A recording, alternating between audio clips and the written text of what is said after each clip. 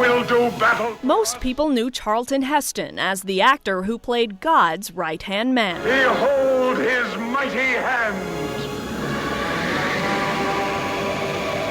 He was born Charles Carter in the small Illinois town of Evanston on October 4th, 1924. But he grew up in rural Michigan. The man who would play larger-than-life characters on the big screen says his love of acting grew out of his lonely childhood.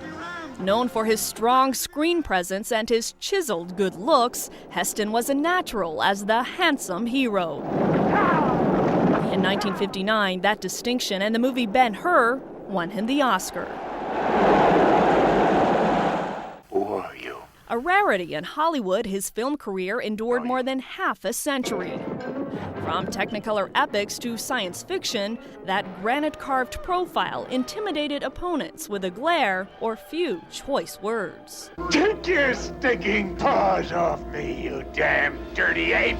His talent commanded respect and conveyed integrity on the big screen and the small one. It allowed him to hone his craft. Oh my God. Heston boasted he'd acted on every continent except Antarctica.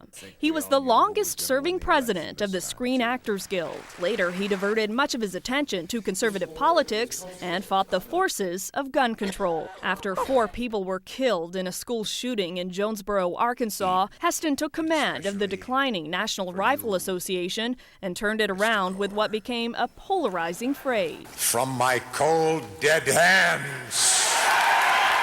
Tom Selleck called Heston a friend and mentor. The two appeared in the 1976 war drama Midway. You know, when Chuck started heading up the NRA, it put a face to an organization that, whether people disagree with it or agree with it, had been effectively demonized for quite a few years.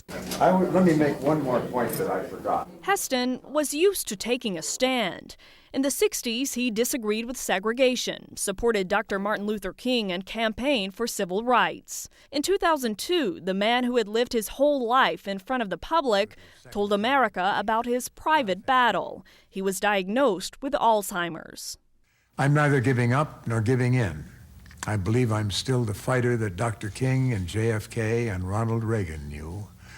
But it's a fight I must someday call a draw. Friends say Heston and his wife Lydia, whom he'd married when their careers were just beginning, plan to confront the disease together. They've dealt with a lot, and they'll deal with this as they've done the other things, holding hands, very much in love, with their heads held high.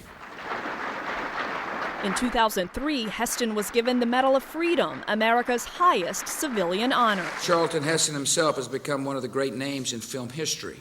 Charlton Heston has left his mark on our country as an artist, and as a citizen, and as a patriot. Actor or activist, Heston loved the power he had with the crowd. Thank you for everything, not only now, tonight, but through all the years. It's been a wonderful run. I'm going to miss you.